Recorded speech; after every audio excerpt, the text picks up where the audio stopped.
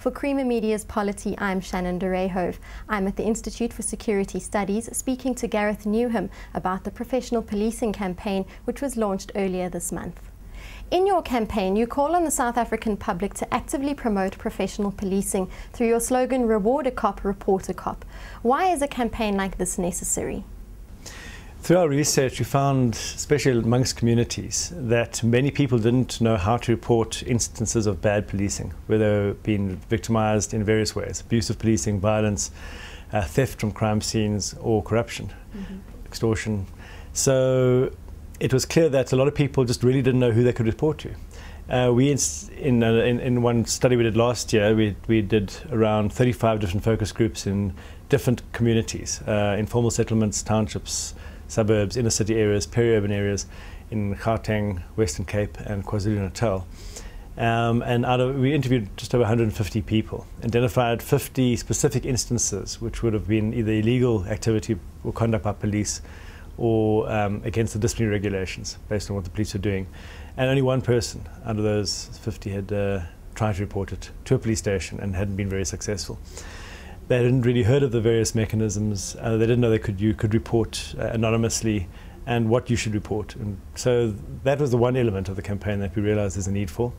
The second element was that in our work with police officials, on the other hand, there are many good police officials, and they do work under very difficult circumstances and often don't get thanked. So even when they do go out the extra mile, they're often working with people who are traumatized, upset, angry, and those people don't often recognize that they're being helped to the extent they might be. And this also came out in the community surveys, or our focus groups, where people would have had initially a bad experience with police, and then somewhere down the line good police officials would come to the fore and help them actually at the end of the day. And they generally wouldn't think about thanking them. And of course, you don't necessarily want people to just be thanked for doing their jobs, but sometimes, police men and women do really go out of their way to help people, way beyond what would be seen as a normal call of duty. And that was something that those are two big gaps. And we also realized that when people do thank police officials, it really motivates them. They suddenly feel really recognized, they get supported. And what we've seen in some communities, where communities have actually rallied around a few police officials because they are known to be honest and help people and be fair, that really gives them a lot of status in those communities. It gives them a lot of status in the police station that they work in, and they become role models. Other young police officials want to be like that, and they generally have a very positive effect on their colleagues. So the campaign is simply really to do two things. It is to try and encourage people to report bad policing by telling you how to do that in a safe way so that you don't put yourself at risk, so that the information gets out there and is recorded formally in different institutions that deal with these matters. On the one hand. On the other hand is to promote and support and motivate good cops, by also telling people that when you get good service, write a letter, thank the person, talk about it to your neighbors and to the media if you want. But those two elements are what we think we can bring to an ongoing need to fight corruption in South African society, particularly in the police service. You have described the situation as one in which it is incorrect to say that the police force is corrupt, but rather that the police force has a problem of corruption. Please expand on this insight. There's a difference between a corrupt police force and a police force with a corruption problem. What we've seen internationally in various police agencies, where they become corrupt police agencies, it becomes almost impossible to get anything done without paying money over to somebody. That means just to open a case, to verify an affidavit or something. To get anything, you have to pay money to a police official. And that usually extends to the very top, and it becomes quite known.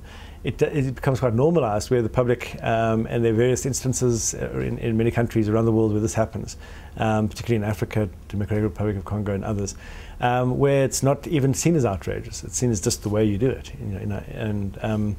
and that corruption is just what makes things happen. If you've got money, you can make things happen. If you don't, you can't. That's not the case in South African Police Service. We didn't find a situation in which most people have had experience of police corruption. The most common form of police corruption that happens is actually traffic-related law enforcement. So it's around giving bribes not to get traffic fines.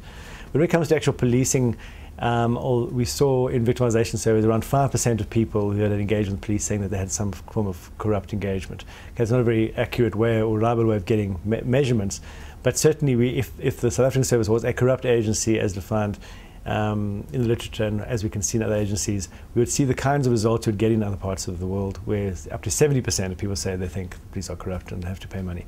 And that's not the case.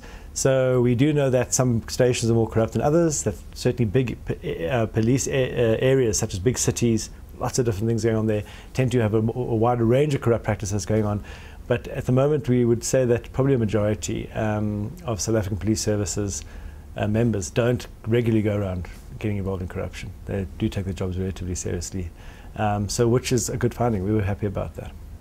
Where are the main sources of corruption, and how will the campaign help to target this? The most common forms of corruption usually occur amongst vulnerable groups, and particularly if you look at places like Johannesburg, in big cities where there are large numbers of foreign nationals, particularly where there might be a lot of numbers of undocumented foreign nationals, where there's large numbers of people involved in sex work, illegal gambling, illegal selling of alcohol, illicit markets, which happens throughout most of our communities in South Africa. That's where your biggest source of opportunistic and daily police corruption occurs. And the reason why is because police officials are constantly offered money. If they go start making arrests of people who are selling alcohol illegally, the people who are selling alcohol illegally will offer them money not to make arrests, not to confiscate their booze. The police also know from hard experience that you can arrest that person today and tomorrow there's somebody else taking that position. So it becomes almost in their mind a futile exercise. They can benefit because people pay the money not to make arrests. It can be a regular source of income, easy cash, not declarable. You don't have to worry about the bills at the end of the month, and in their minds these are victimless crimes. No one's getting hurt. They will rationalize it this way: if you drink alcohol, you choosing to drink alcohol, and that whatever happens to you, but you can't necessarily blaming the person who sells it isn't the solution. And they just don't see that kind of policing having much impact on these kinds of crimes. So it becomes seen as a less serious crime and just a way of supplementing income. And that then starts becoming problematic, because then police officials from quite an innocuous low level start thinking, well, we can make a lot more money if we do a range of other things. And that's where you've got to start be careful about how corruption starts spreading. It's often referred to as a cancer. Many police officers are career policemen and women, but in South Africa we also have political appointments into the police leadership. What benefits or problems does this cause for the police service? Well, I think the benefits are often highlighted as bringing in new blood. You know, police agencies around the world are notorious for being very slow to change, to do different things. Crime changes much quicker than the police agency's ability to respond to new, so ATM bombings suddenly emerge. It's going to take a while for the police to get the kind of equipment and responses to ATM bombings if they had never had to deal with that before. So sometimes when you have a big police agency that seems to be stuck and moving along slowly, in South Africa there's been a lot of complaints about police being inefficient, being corrupt, not being able to respond to people's needs. Sometimes the idea is that you bring in new people at the top and they're new blood, new vision, they shake things up. The idea that if you've been sitting in the police agency for the last 30 years, your span of what you think is possible is limited by your past experience, whereas you bring somebody who hasn't had that institutional socialization, they come to the top, they're less likely to be hindered by what they think is possible and what's not possible. They might be open to new experiments, new approaches. That's the potential benefit. And many agencies around the world have had successful reforms by bringing in new people to do that. The big danger and threat you have with the political point is especially they had no policing experience whatsoever, is they don't know what's possible and what's not possible. So they come into the police agency and they've got an organization of almost 200,000 people, a range of different groups and organizations, the detectives, visible policing, crime intelligence, management support, supply chain, and all these people are telling them different things. And because they don't have experience of the organization, they don't really know what works and what doesn't work in the organization from personal experience, they don't really know who to listen to. And so they get caught between a whole range of competing interests and not knowing which make the most sense. And they tend to also, if they're politicians, see everything in a political way. So they think, well, what makes me look good? What makes us look good? And so policy making and the decisions to do certain things or not do things is sometimes less about what is being proven to work, rather than what gets people behind you, what makes a big splash, and what looks and sounds great. And often the stuff that fixes big organizations like police agencies takes 5 to 10 years, and that's not sexy. People don't, it doesn't sound good to say, we've just got a plan. So then we get the, let's change the ranks, let's call it a police force, let's talk about shoot to kill, because people want to hear that. They want to hear the leaders of the police service taking crime seriously and saying things differently. And when they hear that, they think that means that the organisation is changing. Often when it comes to people who don't have proven experience in organisational reform, it doesn't get much beyond the rhetoric, unfortunately. Is your campaign an awareness campaign, or can citizens report their concerns or problems directly to you at the ISS? And how can they do this? Okay, it is an awareness campaign. We don't have the capacity, and nor do we want to replace any of the many ways that you can report bad policing. We just don't have the bodies to sit there and record all this. Or we could be able to, and we can't investigate. So what we'd have to do is just refer all that information to the agencies that can investigate. The agencies that do exist that are expected to respond and must do something about it are the police themselves. What people often try and do is complain at a police station. But if you send a letter to the national office or provincial office, that gets registered as a complaint. It's formally captured on a system, and then an instruction gets issued, which has to be followed up in 2 weeks. So there's already a data trail about how many complaints have been received and what they're about and what's going on about them. If you don't trust the police, you can actually also just use Crimeline, for instance, 32211. That's anonymous. So it's important, if you want to give information anonymously, that you give as much detail: the location, the time, the numbers of people involved, where you were, and possibly other people or where other evidence might be, so that when proactive investigations do take place, and they have in response to Crimeline tip-offs, even if corrupt cops have been arrested based on that, on those tip-offs, they know what to look for and makes their jobs easier. There's the Independent Complaints Directorate. You can also lay complaints online, over the phone, anonymously or not. National Secretariat of Police that advise the Minister will also take complaints and follow them up. So then there's all this, Human Rights Commission and a range of other bodies. So what we really want to do is, on our website, we're using various kinds of social media and other media to do this, is to make people aware of that. What can you report? How do you do it? We've spoken to the people who run these, especially the ICD and others, the National Secretariat behind us. So they're all supporting this, because they often don't get reports very often. And we're trying to hope, and what they can really do is start looking for trends and patterns. At the moment, a lot of the reporting is, if you report to a police station, they take your complaint, they'll try to investigate a specific complaint, look for evidence in that complaint. And often the case is that it's just your word against the police official. So a corrupt cop doesn't do this publicly, and there's not enough evidence.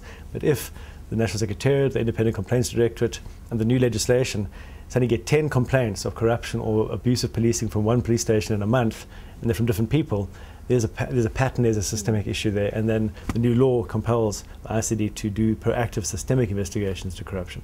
So that will also start allowing for proactive fight against corruption. But they need the information, and the information lies in the hands of the community. So we're trying to encourage people to report and tell them how to do it. And we're trying different methods to get that message across. So we're using social media, Twitter, Facebook, of course, for those who have access, but we're also using Rank Radio, that they do regular broadcasts to all the 23 largest public taxi ranks in the country.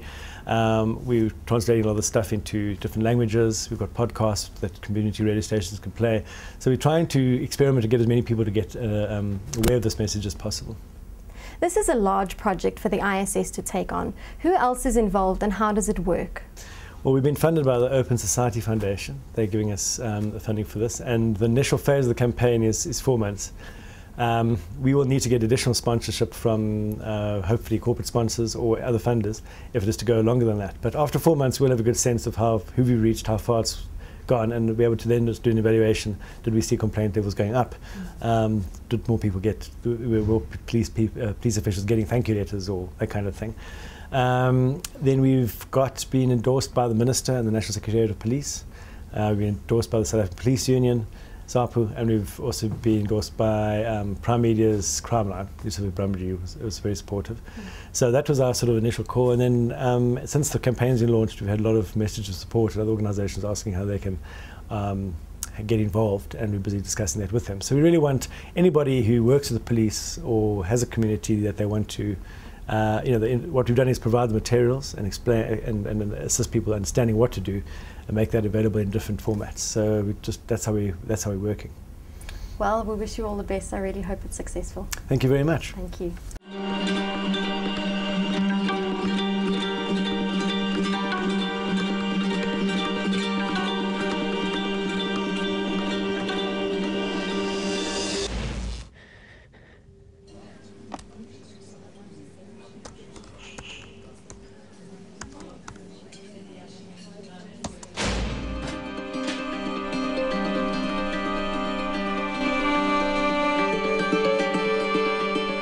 Donate now and give 15 Rand a month. SMS JOIN to 41486.